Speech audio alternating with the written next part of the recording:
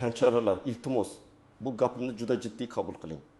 Sizga pensiya jamg'armasi, bank, mahalla, sobiq ish joyingiz, notarius yoki boshqa biror tashkilot mana shu qog'ozga imzo qo'yib bering. Oddiy rasmiyatchilik desa. Avval o'qimang, tushunmang, nusxasini olmay imzo chekmang. Chunki bitta imzo ba'zan nafaqangizdan pul ushlab qolinishiga, qarzdor qilib qo'yilishingizga, mulkingiz yoki merosingiz bo'yicha nizoga sabab bo'lishi mumkin.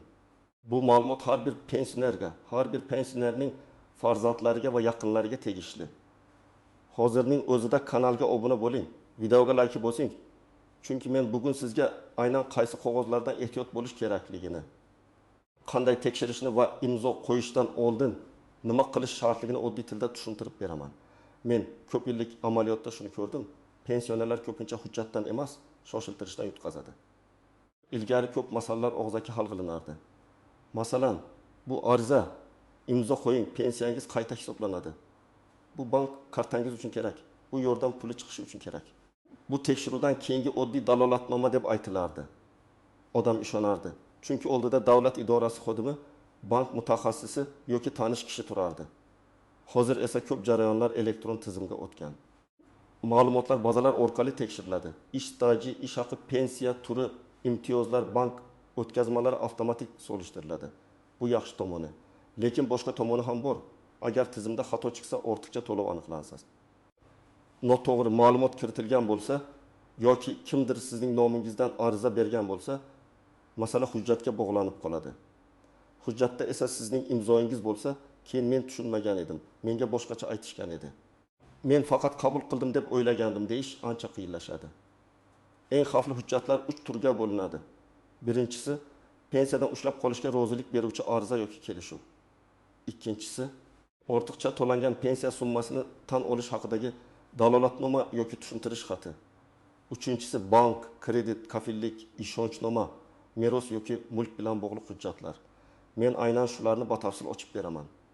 Agar sizga oldin ortiqcha pensiya to'langan ekan, mana shu qog'ozga imzo qo'ying. Endi har oy o'z-o'zidan ushlab qolinadi deyishsa, shu joyda to'xtang. Nega? Chunki ortiqcha to'lov haqiqatan ham bo'lganmi? Bo'lgan bo'lsa, kimning aybi bilan bo'lgan, summa qanday hisoblangan, qaysi oylar uchun chiqarilgan, qonuniy asos bormi?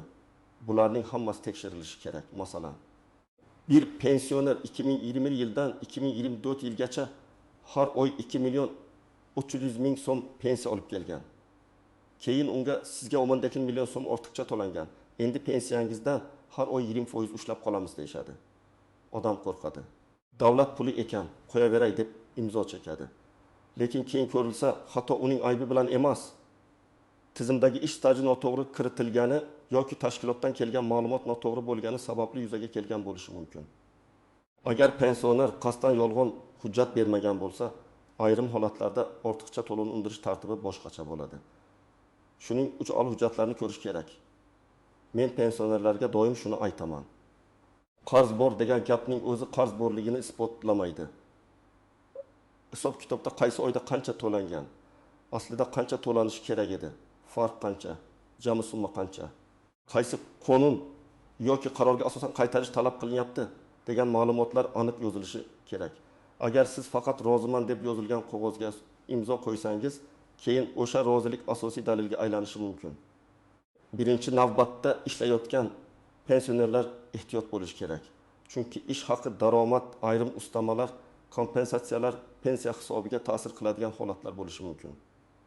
Agar siz pensiya olayotgan paytda ishga kirgan bo'lsangiz, ishdan chiqqan bo'lsangiz, qayta ishga kirgan bo'lsangiz yoki ish joyingiz ma'lumotni kech yuborgan bo'lsa, keyin tizimda farq chiqishi mumkin.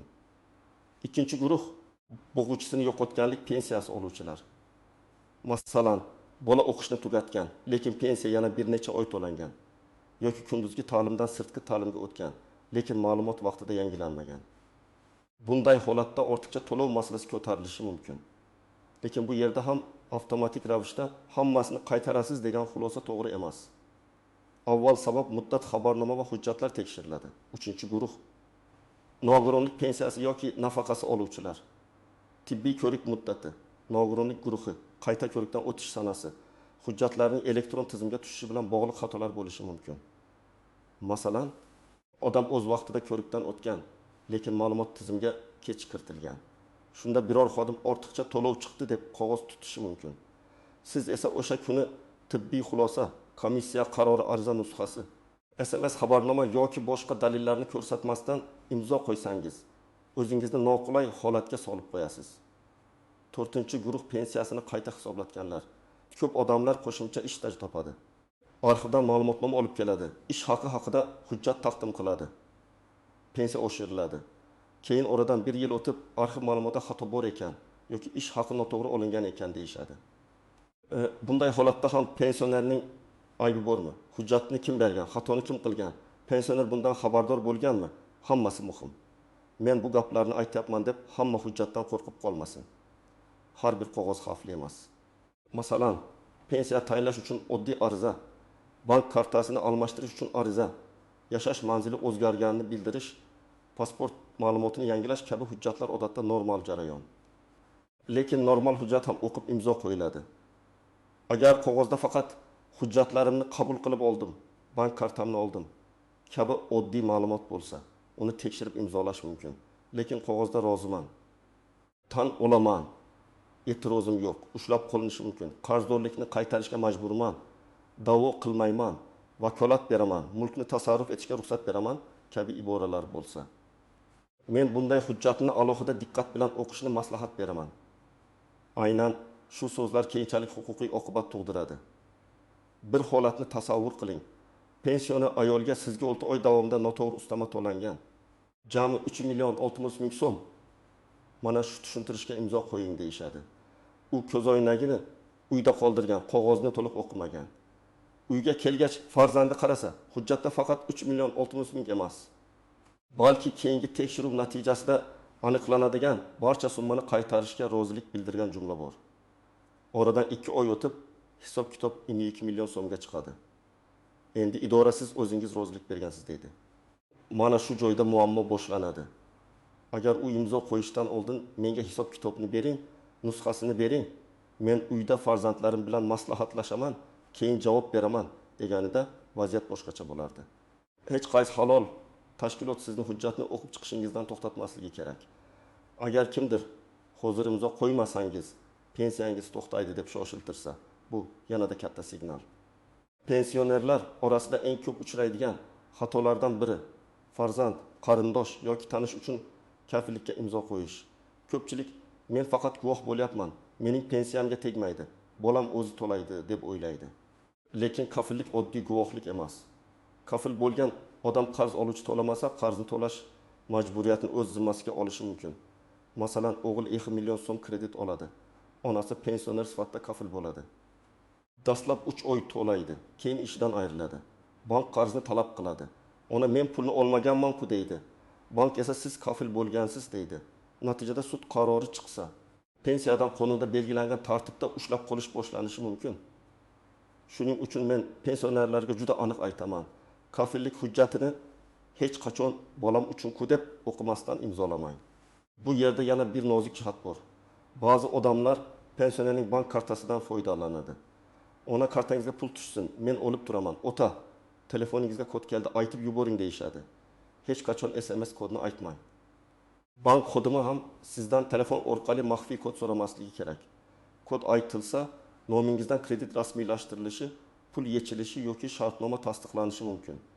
Elektron imzo, SMS tasdiq va mobil ilova orqali bergan rozilik ham ko'p holatda qog'ozdagi imzo kabi oqibat beradi. Ishonchnoma pensionerlar uchun juda qulay hujjat bo'lishi mumkin. Masalan, odam yurishga qiynaladi. Farzandi uning nomidan pensiya masalalarini hal qiladi. Lekin ishonchnoma noto'g'ri tuzilsa juda katta xavf tug'diradi. Agar hujjatda faqat pensiya jamg'armasiga ariza topshirish, ma'lumotnoma olish, bankdan karta olish kabi aniq vakolatlar yozilgan bo'lsa, xavf kamroq. Ammo mulkni sotish, hadya qilish, garovga qo'yish, pul mablag'larini olish, bank hisoblarini boshqarish, barcha idoralarda barcha ishlarni yuritish kabi keng vakolatlar berilsa, siz amalda juda katta huquqlarni boshqa odamga topshirgan bo'lasiz. Men tavsiya qiladigan asosiy qoida shunday: ishonchnoma faqat kerakli ish uchun, kerakli muddatga va aniq vakolat bilan berilsin. Masalan, falon tuman pensiya jamg'armasi bo'limidan pensiya ishi bo'yicha ma'lumotnoma olish va ariza topshirish deb yozilsin. barcha mol mulkimni tasarruf etish degan jumlalar pensioner uchun xavfli. Hatto ishonayotgan odamingiz, farzandingiz bo'lsa ham hayotda vaziyat o'zgaradi. Qarz, oilaviy nizo uchinchi shaxslarning bosimi bo'lishi mumkin. Pensionerlar ko'pincha uy baribir bolamga qoladi deb hadya shartnomasi yoki oldi sot shartnomasiga imzo qo'yib yuboradi. Men bu masalada juda ehtiyotkor bo'lishni so'rayman. Vasiyat, hadya, oldi sotdi. Umrbod ta'minlash sharti bilan berish, ulushdan voz kechish, merosdan voz kechish. Bularning har biri boshqa oqibatga ega. Masalan, ota uyini tirikligida o'g'liga hadya qiladi. O'g'il, ota, siz baribir shu uyda yashaysiz deydi. Lekin hadya rasmiylashtirilgandan keyin mulk egasi o'zgaradi. Keyin oilaviy kelishmovchilik chiqsa, ota o'z uyida mehmon kabi qolib ketishi mumkin. Agar shartnomada yashash huquqi, foydalanish tartibi, umrbod ta'minot aniq yozilmagan bo'lsa, pensionerning ahvoli og'irlashadi. Shuning uchun men uy-joy bilan bog'liq har qanday hujjatni mustaqil yuristga ko'rsatmasdan imzolamaslikni maslahat beraman. Merosdan voz kechish ham juda muhim. Ba'zan pensionerga siz shunchaki arza bering, keyin hammasini o'zimiz hal qilamiz deyishadi. Lekin merosdan voz kechish qayta tiklanishi qiyin bo'lgan huquqiy oqibatlarga olib keladi. Agar siz nimadan voz kechayotganingizni, qaysi mulk borligini, qarzlar bor yo'qligini, boshqa merosxo'rlar kimligini bilmasangiz, bunday arizaga shoshilmang. Endi men sizga amaliy jihatdan eng muhim narsani aytaman. Hujjatni o'qiyotganda quyidagi mazmundagi jumlalarga alohida qarang, qarzdorlikni tan olaman. Ortiqchada to'langan summani qaytarishga roziman. Pensiyamdan ushlab qolinishiga e'tirozim yo'q. Kelgusida da'vo qilmayman. Barcha e'tirozlarimdan voz kechaman. Vakilga barcha huquqlarni beraman. Bank hisobimdagi mablag'larni olishga ruxsat beraman. Mulkni sotish yoki hadya qilish vakolatini beraman. Bunday iboralar bo'lsa, hujjatni darhol imzolash shart emas. Siz, men bu hujjatni o'qib chiqishim kerak. Menga nusxasini bering. Men farzandim yoki yurist bilan maslahatlashaman. Hisob kitob ilovasini ko'rsatib bering deyishga haqlisiz. Agar xodim nusxa berilmaydi desa, unda siz imzo qo'ymaslikka yanada haqlisiz. Imzo qo'yilgan hujjatning nusxasi sizda bo'lishi kerak. Albatta, har qanday ortiqcha to'lov ham bekor bo'lib ketmaydi. Agar pensioner bilan turib yolg'on hujjat bergan bo'lsa, masalan ishlaganini yashirgan, o'qishdan chiqqan farzandi bo'yicha pensiyani davom ettirgan, vafot etgan odam nomidan pul olib yurgan, unda javobgarlik masalasi jiddiy bo'ladi. Men hech kimga qonunni aylanib o'tishni maslahat bermayman. Aksincha, men doim aytaman, hujjatlaringizni toza tuting. O'zgarish bo'lsa vaqtida xabar bering. Ortiqcha pul tushsa sababini so'rang. Lekin hatto pensionerning aybisiz bo'lsa, u holda vaziyatni huquqiy baholash kerak. Davlat idorasi yoki tashkilot xatoga yo'l qo'ygan bo'lsa, pensioner avtomatik ravishda aybdor bo'lib qolmaydi. Shu sababli sizdan tushuntirish so'rashsa, tushuntirishni ham ehtiyotkor yozing. Masalan, men qarzdorlikni tan olaman deb yozish o'rniga, agar rostdan ham ishonchingiz komil bo'lmasa, menga taqdim etilgan hisob kitob bilan tanishishim, hujjatlarni ko'rib chiqishim va yozma javob berishim uchun vaqt berishingizni so'rayman deb yozish mumkin. Yana bir nozik nuqta. Ko'p pensionerlar men imzo qo'ymadim, faqat barmoq bosdim deb o'ylaydi. Barmoq izi ham tasdiq bo'lishi mumkin. Men elektron tarzda tasdiqladim, qog'ozga imzo qo'ymadim deyish ham har doim himoya bo'lavermaydi. SMS kod, elektron raqamli imzo, mobil ilovadagi tasdiq ham muhim dalilga aylanishi mumkin. Shuning uchun qog'ozda ham, telefonda ham, bank ilovasida ham bir xil ehtiyotkorlik kerak. Endi nima qilish kerakligini aniq aytaman. Birinchi qadam, sizga biror hujjat berilsa avval to'liq o'qing. Mayda harflar, ilovalar, orqa tomondagi matn, qo'shimcha varaqalar ham hujjatning bir qismi bo'lishi mumkin. Ko'zingiz yaxshi ko'rmasa, ko'zoynak olib keling, yoningizdagi ishonchli odamga o'qiting, lekin baribir mazmunni o'zingiz tushuning. Ikkinchi qadam, hujjatning nusxasini so'rang. Men imzolagan hujjatning bir nusxasi menda qolishi kerak deb ayting. Agar ular rasmga olishga ruxsat bersa, telefoningizga suratga oling. Sana tashkilot nomi, xodimning ismi, hujjat raqami ko'rinsin. Bu keyin juda kerak bo'ladi. Uchinchi qadam, agar gap pul ushlab qolish haqida bo'lsa, yozma hisob kitob talab qiling. Qaysi oylar, qancha summa, qanday asos, kimning qarori, qaysi hujjatga tayanganini so'rang. Menga batafsil hisob kitobni yozma tarzda bering deyish odatiy va qonuniy talab. To'rtinchi qadam, shoshilinch bosimga berilmang. Hozir imzo qo'ymasangiz bo'lmaydi. Bugun oxirgi kun. Keyin pensiya to'xtaydi degan gaplar bo'lsa, siz xotirjam tarzda men hujjatni o'rganib chiqib yozma javob beraman deng. Haqiqatan ham muddat bo'lsa, ular sizga muddatni yozma ko'rsatish kerak. 5-qadam. Pensiya masalasida tuman yoki shahar pensiya jamg'armasi bo'limiga yozma ariza bilan murojaat qiling. Arizada menga nisbatan hisoblangan ortiqcha to'lov summasi, uning asoslari, davri, hisob kitobi va qabul qilingan qaror nusxasini taqdim etishingizni so'rayman deb yozing. Arizani 2 nusxada bering. Bir nusxasiga qabul qilingan sana va kirim raqamini qo'ydirib oling. Agar elektron murojaat qilayotgan bo'lsangiz, yuborilganini tasdiqlovchi raqamni saqlang. 6-qadam hujjatlaringizni yig'ing. Pasport yoki ID karta, pensiya daftarchasi yoki pensiya tayinlanganiga oid ma'lumot. Bank kartasi bo'yicha ko'chirmalar, ish staji hujjatlari, arxiv ma'lumotnomalari, mehnat daftarchasi, tibbiy komissiya xulosalari, o'qish joyidan ma'lumotnomalar, oldingi arizalar nusxasi, SMS xabarnomalar. Idoradan kelgan xatlar, bularning hammasi kerak bo'lishi mumkin. Hujjatlar qancha tartibli bo'lsa, o'zingizni himoya qilish shuncha oson bo'ladi. 7-qadam. Bank va kredit masalalarida bank filialiga shaxsan boring. Telefon orqali kelgan odamga ishonmang. Kartangiz blok bo'ladi, pensiyangiz tushmaydi. Kod ayting degan qo'ng'iroqlarga javoban kod aytamang. Agar shubha bo'lsa, bankning rasmiy raqamiga o'zingiz qo'ng'iroq qiling yoki filialga boring. 8-qadam. Ishonchnoma va uy-joy masalasida notariusga borishdan oldin mustaqil maslahat oling. Notarius hujjatni rasmiylashtiradi, lekin sizning oilaviy manfaatlaringizni chuqur tahlil qilib berishi har doim ham uning vazifasi emas. Siz nimani berayotganingizni, qaysi huquqni yo'qotayotganingizni. Keyin qaytarish mumkin yoki mumkin emasligini aniq tushunishingiz kerak. 9-qadam.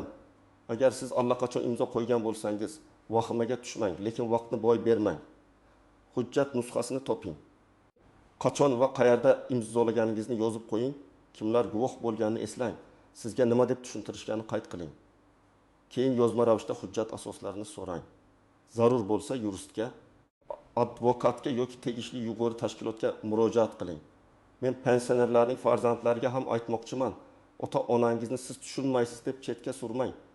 Lekin hujjat masalada ularni yolg'iz qoldirmang. Ular davlat idorasiga, banka yoki notariusga borayotgan bo'lsa, imkon qadar birga boring. Telefoniga kelgan SMS'larni tushuntiring. Bank ilovalarini himoyalang. Begona odamlar qo'ng'iroq qilsa kod bermaslikni qayta-qayta ayting. Ota-onangizning pensiyasi ko'pincha ularning yagona barqaror daromadi. Shu daromadni himoya qilish oilaning ham mas'uliyati. Bugungi asosiy xulosa shunday. Pensionerlar, har qanday qog'ozga imzo qo'yishdan oldin uning mazmunini o'qing, nusxasini oling, hisob kitobni talab qiling va shoshiltirishga berilmang. Ayniqsa qarzdorlikni tan olaman. Pensiyamdan ushlab qolinishiga roziman. Da'vo qilmayman. Barcha vakolatlarni beraman degan jumlalar bo'lsa juda ehtiyot bo'ling. Imzo bu shunchaki ruchka izi emas, u sizning huquqingiz, pulingiz, mulkingiz va tinchligingizga ta'sir qiladigan huquqiy harakat. Agar siz yoki yaqinlaringiz shunday holatga duch kelgan bo'lsa, izohlarda yozing. Sizga qanday qog'oz tushgan, nima deb tushuntirishgan, qanday muammo chiqqan. Bu boshqa pensionerlarga ham ogohlik bo'ladi. Videoga like bosing, kanalga obuna bo'ling va bu videoni ota-onangizga, qo'shnilaringizga, pensiya olayotgan tanishlaringizga yuboring. Bitta vaqtida aytilgan ogohlantirish kimningdir pensiyasini, uyini yoki huquqini saqlab qolishi mumkin.